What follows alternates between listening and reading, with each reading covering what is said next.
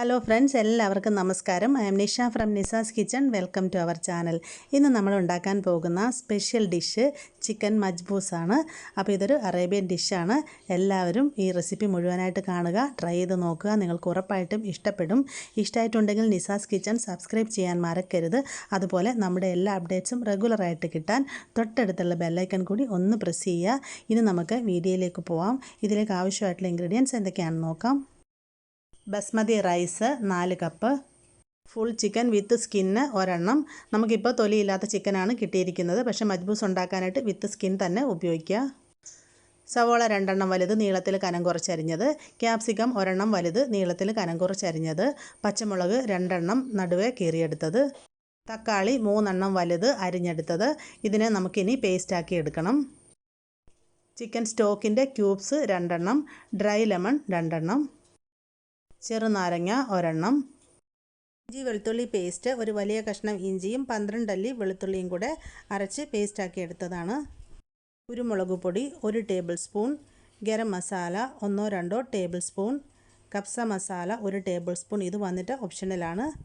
ആവശ്യമായിട്ടുള്ള സ്പൈസസ്: കുരുമുളക് 1 ടീസ്പൂൺ, പെരുംജീരകം 1/2 ടീസ്പൂൺ, ഗ്രാമ്പു 6-7 എണ്ണം, ഏലക്ക 6 എണ്ണം, ജാതിപത്രി 1 പീസ്, കറുവാപ്പട്ട 2-3 പീസ്, സാഫ്രോൺ അഥവാ കുങ്കുമപ്പൂ 2 നുള്ള്, olive oil 2-3 table spoon, sunflower oil ആവശ്യത്തിന്, ഉപ്പ് ആവശ്യത്തിന്. ഇനി പ്രിപ്പറേഷൻ നോക്കാം. ഞാനിവിടെ ഒരു വലിയ ഫുൾ ചിക്കൻ ക്ലീൻ ചെയ്ത് എടുത്ത് വെച്ചിട്ടുണ്ട്. ഞാൻ നേരത്തെ പറഞ്ഞ പോലെ തന്നെ മജ്ബൂസ് ഉണ്ടാക്കാനായിട്ട് ചിക്കൻ്റെ സ്കിന്ന് റിമൂവ് ചെയ്യാതെ വിത്ത് സ്കിൻ വേണം കുക്ക് ചെയ്യാനായിട്ട്. ഇതിപ്പോൾ നമ്മൾ വാങ്ങിച്ചപ്പോഴേക്കിനും ഇതിൻ്റെ സ്കിന്ന് റിമൂവ് ചെയ്തു പോയി, അതുകൊണ്ടാണ്. അപ്പോൾ ഇനി നമുക്കിതിനെ കട്ട് ചെയ്തെടുക്കുന്നത് എങ്ങനെയാണെന്ന് നോക്കാം. അപ്പോൾ നമ്മുടെ ചിക്കന് ഞാൻ ഒരു 5 വലിയ പീസായിട്ട് കട്ട് ചെയ്തെടുത്തിട്ടുണ്ട്. കണ്ടില്ലേ, ഈ ഒരു വലിപ്പത്തിൽ കട്ട് ചെയ്തിട്ട് ഇതിൻ്റെ ഈ സൈഡിൽ കൂടെ ഉള്ളിലേക്ക് മസാല പിടിക്കാനായിട്ട് ഇതുപോലൊന്ന് വരഞ്ഞ് കൊടുത്തിട്ടുണ്ട്. അപ്പോൾ ഇതേപോലെ മുഴുവൻ കഷ്ണങ്ങളും വരഞ്ഞെടുത്ത് വെച്ചിരിക്കുകയാണ്. ഇനി നമുക്ക് ബാക്കി നോക്കാം. നമ്മളിവിടെ 4 ഗ്ലാസ് ബസ്മതി റൈസ് എടുത്ത് അളന്ന് വെച്ചിട്ടുണ്ട്. അപ്പോൾ കൈമ, ജീരകശാല പോലുള്ള ചെറിയ അരികളല്ല, ഇതുപോലെ നീളമുള്ള ബസ്മതി റൈസ് തന്നെ വേണം ഇതുണ്ടാക്കാനായിട്ട് ഉപയോഗിക്കാൻ. അപ്പോൾ ഈ ഒരു ഗ്ലാസ്സിന് 4 ഗ്ലാസ്സാണ് നമ്മളിവിടെ റൈസ് അളന്നെടുത്തത്. അപ്പോൾ ഈ ഗ്ലാസ്സിൽ തന്നെ വേണം വെള്ളവും അളന്നെടുക്കാനായിട്ട്. അപ്പോൾ ഇത് കുക്ക് ചെയ്യാനായിട്ട് 1 ഗ്ലാസ് അരിക്ക് 1.5 ഗ്ലാസ് അളവിൽ വെള്ളമാണ് വേണ്ടത്. ഇനി നമുക്കിതിനെ കഴുകി സോക്ക് ചെയ്തെടുക്കാം.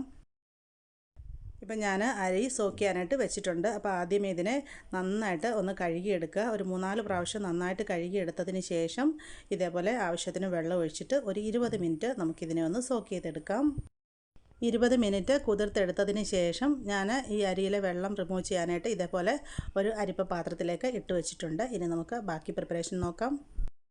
നമ്മളൊരു 3 തക്കാളി കട്ട് ചെയ്ത് മിക്സിയുടെ ജാറിലേക്ക് ഇട്ടിട്ടുണ്ട്. അപ്പോൾ ഇതിലേക്ക് വെള്ളമൊന്നും ചേർക്കാതെ തന്നെ നമുക്കിതിനെ നന്നായിട്ടൊന്ന് അരച്ചെടുക്കാം. നമ്മുടെ തക്കാളി പേസ്റ്റ് ഇവിടെ റെഡി ആയിട്ടുണ്ട്.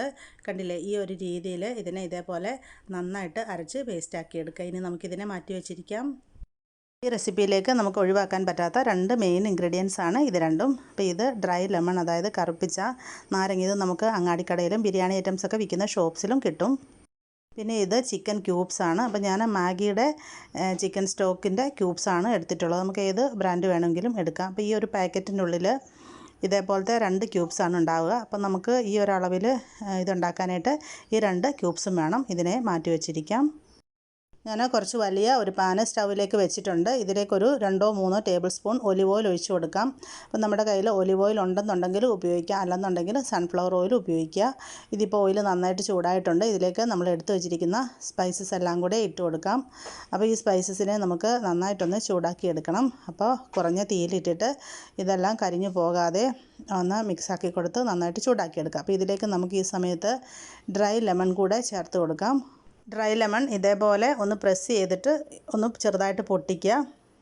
ഈ ഒരു രീതിയിലൊന്ന് ഉടച്ച ശേഷം വേണം ഇട്ട് കൊടുക്കാനായിട്ട്. ഇതെല്ലാം കൂടെ നന്നായിട്ട് ചൂടാക്കിയെടുക്കാം. ഇപ്പോൾ സ്പൈസസൊക്കെ നന്നായി ചൂടായി വന്നിട്ടുണ്ട്. ഇനി നമുക്ക് ഈ സമയത്തേക്ക് അരിഞ്ഞു വെച്ചിരിക്കുന്ന സവോള ചേർത്ത് കൊടുക്കാം. അപ്പോൾ 2 വലിയ സവോള നീളത്തിൽ കനം കുറച്ചരിഞ്ഞത് ഇതിലേക്ക് ഇട്ട് കൊടുത്തിട്ടുണ്ട്. പിന്നെ ഒരു 2 പച്ചമുളക് രണ്ടായിട്ടൊന്ന് നടുവേ കീറിയിട്ട് അതും കൂടെ ചേർത്ത് കൊടുത്തിട്ടുണ്ട്. അപ്പോൾ ഇനി ഇത് രണ്ടും കൂടെ നമുക്ക് നന്നായിട്ടൊന്ന് വഴറ്റിയെടുക്കാം. ഒരുപാട് സമയമിട്ട് വഴറ്റേണ്ട ആവശ്യമൊന്നുമില്ല. സവോള ഒന്ന് വാടി വരുന്നത് വരെ വഴറ്റിയാൽ മതി. അപ്പോൾ പെട്ടെന്നൊന്ന് വാടി കിട്ടാൻ വേണ്ടിയിട്ട് ഇതിലേക്ക് അല്പം ഉപ്പ് ചേർത്ത് കൊടുക്കുക. 1/2 ടീസ്പൂൺ ഉപ്പ് ഇപ്പോൾ ചേർത്ത് കൊടുത്തിട്ടുണ്ട്. വീണ്ടും നന്നായിട്ട് മിക്സ് ആക്കുക. സവാള ഇപ്പോൾ ഒന്ന് സോഫ്റ്റായി വന്നിട്ടുണ്ട്. ഈ സമയത്ത് ഇതിലേക്ക് ഇഞ്ചി വെളുത്തുള്ളി പേസ്റ്റ് ചേർത്ത് കൊടുക്കാം. അപ്പോൾ നമ്മളൊരു വലിയ കഷ്ണം ഇഞ്ചിയും 12 അല്ലി വെളുത്തുള്ളിയും കൂടെ ഒന്ന് അരച്ചെടുത്തതാണ്. അതും കൂടെ ഇതിലേക്ക് ചേർത്ത് കൊടുത്തിട്ടുണ്ട്. അപ്പോൾ ഇതിനെയും നമുക്ക് ഒരു 2 മിനിറ്റോളം ഒന്ന് വഴറ്റിയെടുക്കാം. ഇപ്പോൾ ഇതും വഴന്ന് വന്നിട്ടുണ്ട്. ഇനി നമുക്കിതിലോട്ട് ചേർത്ത് കൊടുക്കേണ്ടത് ക്യാപ്സിക്കം ആണ്. അപ്പോൾ ക്യാപ്സിക്കത്തിന് അധികം വേവൊന്നുമില്ല, ഒരുപാട് സമയം വഴറ്റിയെടുക്കേണ്ട ആവശ്യമില്ല. അതുകൊണ്ട് അവസാനം ചേർത്ത് കൊടുത്താൽ മതി. ക്യാപ്സിക്കം ചേർത്തിട്ട് വീണ്ടും നന്നായിട്ട് ഇതിനെ ഇളക്കി യോജിപ്പിക്കാം. അപ്പോൾ ജസ്റ്റ് 1-2 മിനിറ്റ് ഇതിനെ ഒന്ന് വീണ്ടും വഴറ്റിയെടുത്താൽ മതിയാവും. ഇപ്പോൾ ഒരു 2 മിനിറ്റോളം വഴറ്റി. ഇനി നമുക്കിതിലോട്ട് ചേർത്ത് കൊടുക്കേണ്ടത് നമ്മൾ റെഡിയാക്കി വെച്ചിരിക്കുന്ന ടൊമാറ്റോ പേസ്റ്റാണ്. ഇപ്പോൾ ഒരു 3 തക്കാളി നമ്മൾ നന്നായിട്ട് അരച്ചെടുത്താണ്. നന്നായിട്ട് ഇളക്കി യോജിപ്പിക്കാം. ഇനി തക്കാളിയിലെ വെള്ളമൊക്കെ നന്നായിട്ടൊന്ന് വലിഞ്ഞു വരണം. അപ്പോൾ തീ നന്നായിട്ട് കൂട്ടി വെച്ചിട്ട് ഇതിനെ നമുക്ക് നന്നായിട്ട് വഴറ്റാം. ഇപ്പോൾ നമ്മൾ ചേർത്ത തക്കാളി പേസ്റ്റിലെ വെള്ളമെല്ലാം വലിഞ്ഞ് ഈ ഒരു രീതിയിലായി വന്നിട്ടുണ്ട്. നമുക്കിതിനെ ലോ ഹീറ്റിലേക്ക് മാറ്റാം. അതിനുശേഷം ആവശ്യമുള്ള മസാലപ്പൊടികൾ ചേർത്ത് കൊടുക്കാം. 1 ടേബിൾ സ്പൂൺ ഗരം മസാല ചേർത്ത് കൊടുക്കാം. ഇനി 1 ടേബിൾ സ്പൂൺ കപ്സ മസാല ചേർക്കാം. കപ്സ മസാല നമ്മുടെ കയ്യിലില്ലെങ്കിൽ വിഷമിക്കേണ്ട, 1 ടേബിൾ സ്പൂൺ കൂടെ ഗരം മസാല തന്നെ ഇട്ട് കൊടുത്താൽ മതിയാകും. ഇനി ഇതിലേക്ക് 1 ടേബിൾ സ്പൂൺ കുരുമുളക് പൊടി കൂടെ ചേർത്ത് കൊടുത്തിട്ടുണ്ട്. അപ്പോൾ ഈ 3 പൊടികളും കൂടെ നമുക്ക് ലോ ഹീറ്റിലിട്ടിട്ട് നന്നായിട്ടൊന്ന് വഴറ്റിയെടുക്കാം. 1-2 മിനിറ്റ് ഇതിനെ നന്നായിട്ടൊന്ന് വഴറ്റി പൊടികളുടെ ഒരു പച്ചമണമൊക്കെ ഒന്ന് മാറി വരണം. ഇടവിട്ട് മിക്സാക്കി കൊടുത്തുകൊണ്ടിരിക്കുക. ഇപ്പോൾ ഒരു 2 മിനിറ്റോളം നമ്മളിതിനെ ലോ ഹീറ്റിലിട്ടിട്ട് നന്നായിട്ട് വഴറ്റി. ഇപ്പോൾ പൊടികളൊക്കെ എണ്ണയിൽ കിടന്നൊന്ന് മൂത്ത് വന്നിട്ടുണ്ട്. ഇനി നമുക്കിതിലോട്ട് ചേർക്കേണ്ടത് ചിക്കനാണ്. അപ്പോൾ നമ്മൾ കട്ട് ചെയ്ത് വെച്ചിരിക്കുന്ന വലിയ ചിക്കൻ പീസെല്ലാം കൂടെ ഇതിലേക്ക് ഇട്ട് കൊടുക്കാം. ഇനി നമുക്കിതിനെ നന്നായിട്ടൊന്ന് മിക്സാക്കി കൊടുക്കാം. ഈ മസാലയായിട്ട് ചിക്കൻ പീസെല്ലാം നന്നായിട്ടൊന്ന് യോജിച്ച് വരണം. അപ്പോൾ ഒരു 3-4 മിനിറ്റ് ഈ മസാലയിലിട്ടിട്ട് ഈ ചിക്കൻ പീസിനെയും ഒന്ന് വഴറ്റിയെടുക്കണം. ഇപ്പോൾ ഒരു 3-4 മിനിറ്റ് നമ്മളിതിനെ വഴറ്റി. ഇപ്പോൾ നമ്മുടെ ചിക്കൻ പീസിലൊക്കെ നന്നായിട്ട് മസാല പിടിച്ച് വന്നിട്ടുണ്ട്. ഇനി നമുക്കിതിലോട്ട് കുങ്കുമപ്പൂ അല്പം ചെറിയ ചൂടുവെള്ളത്തിൽ ഒന്ന് മിക്സ് ചെയ്തത് ഒഴിച്ചു കൊടുക്കാം. അപ്പോൾ ഒരു 2 നുള്ളു കുങ്കുമപ്പൂ 1/4 ഗ്ലാസ് ചൂടുവെള്ളത്തിൽ മിക്സാക്കി വെച്ചിരുന്നതാണ്, അത് ഇതിലേക്ക് ഒഴിച്ചു കൊടുക്കാം. ഇനി ഇതിലേക്ക് ഒരു നാരങ്ങ പിഴിഞ്ഞ് അതിൻ്റെ നീരൊഴിച്ചു കൊടുക്കാം. ഒരു ചെറിയ നാരങ്ങ എടുത്താൽ മതിയാവും.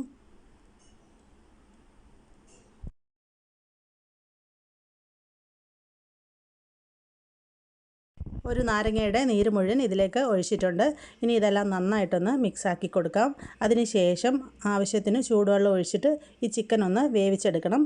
നമ്മൾ 4 ഗ്ലാസ് അരിയാണ് എടുത്തിരിക്കുന്നത്. അപ്പോൾ അതേ അളവ് ഗ്ലാസ്സിൽ 1 ഗ്ലാസ് അരിക്ക് 1.5 ഗ്ലാസ് വെള്ളം എന്ന കണക്കിൽ നമ്മൾ 4 ഗ്ലാസ് അരിക്ക് ഏകദേശം ഒരു 6 ഗ്ലാസ് വെള്ളം ചൂടാക്കാനായിട്ട് സ്റ്റൗവിലേക്ക് വെച്ചിട്ടുണ്ട്. അപ്പോൾ ആ വെള്ളം നന്നായിട്ട് തിളച്ച് കിടക്കുകയാണ്. അതിൽ നിന്ന് പകുതി ഈ സമയത്ത് ഇതിലേക്ക് ഒഴിച്ചു കൊടുത്തിട്ടുണ്ട്. മിക്സ് ചെയ്തിട്ട് ഈ സമയത്ത് നമുക്കിതിലോട്ട് കുറച്ച് ഉപ്പ് കൂടെ ചേർത്ത് കൊടുക്കാം. ചിക്കന് ആവശ്യമായിട്ടുള്ള ഉപ്പ് ഞാനിപ്പോൾ ഒരു 1/2 ടേബിൾ സ്പൂൺ ഉപ്പ് ഇതിലേക്ക് ചേർത്ത് കൊടുത്തിട്ടുണ്ട്. നന്നായിട്ട് മിക്സാക്കി കൊടുത്തിട്ട് നമുക്കിതിനെ മൂടി വെച്ച് വേവിച്ചെടുക്കാം. ചിക്കൻ ഒരു 1/4 ഭാഗം കുക്കാവുന്നത് വരെ വേവിക്കാം. അപ്പോൾ നമ്മൾ ഏകദേശം ഒരു അരമണിക്കൂറോളം ഇതിനെ കുക്ക് ചെയ്തു. നമ്മുടെ ചിക്കൻ പീസൊക്കെ ഏകദേശം 1/4 ഭാഗത്തോളം വെന്ത് വന്നിട്ടുണ്ട്. ഇത് കുറച്ച് വലിയ പീസായതുകൊണ്ട് ഒരു പകുതി സമയമാകുമ്പോൾ അടപ്പൊന്ന് തുറന്ന് ചിക്കൻ പീസൊക്കെ ഒന്ന് മറിച്ചിട്ട് കൊടുക്കണം. ഇപ്പോൾ ഞാനങ്ങനെ തിരിച്ചും മറിച്ചും നോക്കിയിട്ട് ഇത് വേവിച്ചെടുത്തതാണ്. ഇനി നമുക്കിതിൽ നിന്നും ഈ വെന്ത ചിക്കൻ പീസ് ഒന്ന് കോരി മാറ്റാം. അപ്പോൾ ഈ അരപ്പൊക്കെ, അതായത് ഈ സവോളയൊന്നും പുറത്തേക്ക് വരാതെ ചിക്കൻ പീസ് മാത്രം നമുക്കിതിൽ നിന്നും ഒന്ന് കോരി മാറ്റി മറ്റൊരു പാത്രത്തിലേക്ക് വെക്കാം.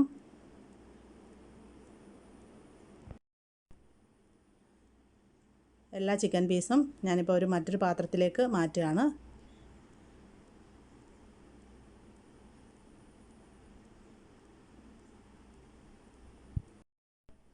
ചിക്കൻ പീസെല്ലാം ഞാനിപ്പോൾ ഇതിൽ നിന്ന് മാറ്റി. ഇനി നമുക്കിതിലോട്ട് ബാക്കിയിരിക്കുന്ന നമ്മൾ അളന്ന് വെച്ചിരിക്കുന്ന ബാക്കി തിളച്ച വെള്ളം കൂടെ ഒഴിച്ചു കൊടുക്കാം.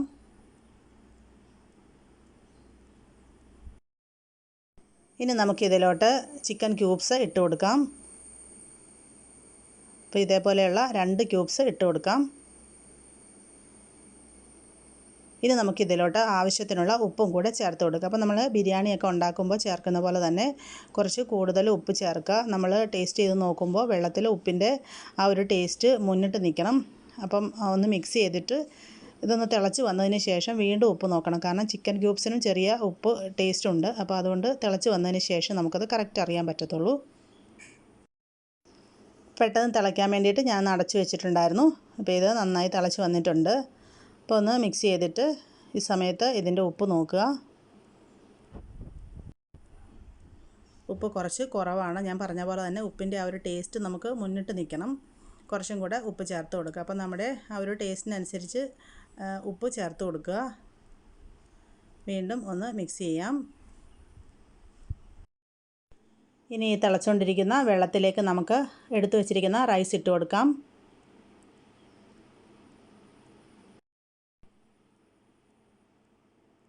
റൈസ് ഇട്ടതിന് ശേഷം ഇതിനെ നന്നായിട്ടൊന്ന് മിക്സാക്കാം. ഏകദേശം ഒരു 15 മിനിറ്റോളം നമുക്കിതിനെ അടച്ച് വെച്ച് വേവിക്കാം. ആദ്യത്തെ 5 മിനിറ്റ് ഹൈ ഫ്ലെയിമിലിടുക. അതിനുശേഷം മീഡിയം ഹീറ്റിലിട്ടിട്ട് ഒരു 10 മിനിറ്റോളം മതിയാകും ഇതിനെ വേവിച്ച് വെള്ളം വറ്റിച്ചെടുക്കാം. ഏകദേശം ഒരു 15 മിനിറ്റ് കഴിഞ്ഞിട്ടുണ്ട്. അടപ്പ് മാറ്റാം.